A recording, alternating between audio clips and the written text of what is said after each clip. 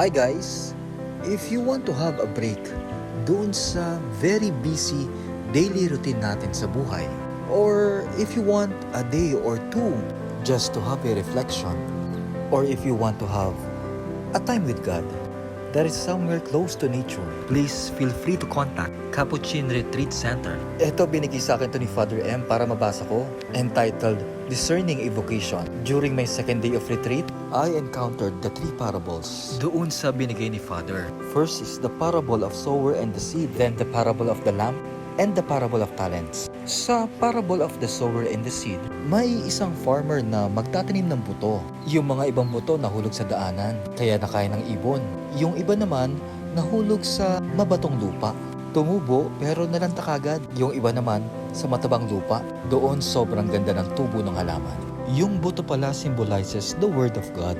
Yung buto na nahulog sa daanan, ang ibig sabihin pala nun ay narinig yung Word ni God pero hindi naniwala. Parang pasok sa isang tenga, labas sa kabila. Ayun, nakain ng mga ibon.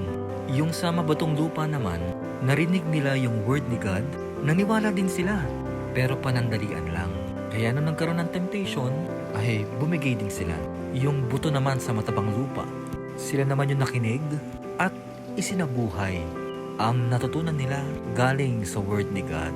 Kaya ayun, lumago at namunga pa.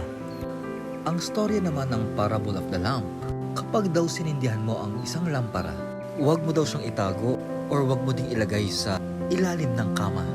Dapat daw doon sa lampstand para daw lahat ng tao ay makikita yon. Ibig sabihin pala noon is dapat daw ay huwag tayong mahiya, huwag daw tayong magtago. Tayo dapat ang magbigay ng halimbawa kung paano isabuhat ang mga aral ni Jesus. Yung pangatlo is yung parable of the talents.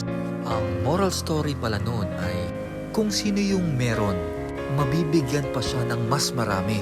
Pero kung sino yung merong kakaunti, yung kakaunti na yun ay mawawala pa sa kanila. Parang kapag binigyan ka ng talento sa pag-awit, nag-practice ka ng nag-practice, kaya ayun, naging mahusay ka. Pero kapag hindi ka nag-practice, hindi ka nagsumikap, malamang magiging sintonado tayo. Kung gusto mong magsulat, mag-drawing, magsayaw, at kung ano-ano pa, pagsumikapan natin para maging mahusay tayo sa pinagkaloob ng Diyos sa atin at makapagbigay ng inspiration sa mga tao. Dahil kapag hindi natin pinag-usayan ang anuman na naipagkaloob sa atin, baka isang araw ay mawala din sa atin yon. Thank you very much everyone. To God be the glory.